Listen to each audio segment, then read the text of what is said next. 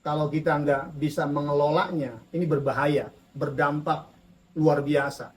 Psikologis kita, psikis kita akan terganggu. Orang yang stres itu gampang kena penyakit.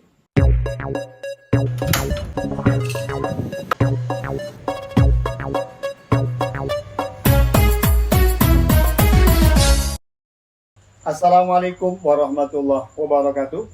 Ketemu lagi dengan saya Barista Kece di channel Kopinya Kece Dakwah Bari Mufi. Baik, kali ini kita mau ngomongin atau ngebahas masalah yang agak sedikit berat. Kenapa aneh katakan berat? Karena ini masalah setiap orang pasti pernah ngalamin, termasuk aneh. Apa itu? Yakni stres. Apa sih stres? Stres itu ya psikologis atau kondisi psikologis kita yang sedikit terganggu. Atau bahasa gampangnya kita nih suka uring-uringan lah, nggak jelas. Apa sih penyebab stres? Stres ini diakibatkan karena ya tekanan-tekanan dari luar, atau dengan kata lain masalah demi masalah, ujian demi ujian yang datang menghampiri kita karena kita nggak bisa menyikapinya sehingga kita gampang stres. Kita harus tahu yang namanya hidup ini pasti kita akan diuji. Yang namanya hidup kita tidak akan pernah lepas dari ujian yang Allah berikan. Padahal kalau kita bisa memanage diri kita, menyeimbangkan akal kita, hati kita, jiwa kita, insya Allah kita nggak akan stres. Karena kalau kita nggak bisa mengelolanya, ini berbahaya, berdampak luar biasa. Psikologis kita, psikis kita akan terganggu. Orang yang stres itu gampang kena penyakit.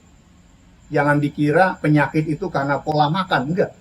Karena pikir kita yang terlalu stres, kita gampang kena penyakit. Karena bagaimana cara kita mengatasi agar kita tidak stres? Solusinya biar kita nggak gampang stres, atau solusinya biar kita bisa menyikap stres itu adalah yang pertama, mari kita biasakan untuk berpikir positif.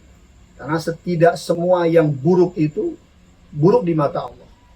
Tidak semua yang baik itu baik di mata Allah. Mari kita jaga pikir kita. Atau dengan kata lain, seimbangkan antara pikir kita, hati kita, dan jiwa kita. Mari kita banyak olahraga. Mari kita sibukkan diri kita dengan hal-hal yang positif. Atau juga, jangan sampai kita buang energi kita yang sia-sia untuk memikirkan yang nggak penting. Itu kadang-kadang yang bikin kita stres.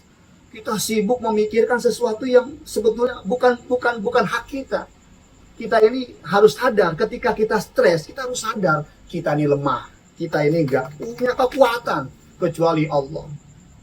Bagaimana stres itu bisa menghantarkan kita semakin sadar Allah segala-galanya. Allah tempat kita meminta, tempat kita memohon.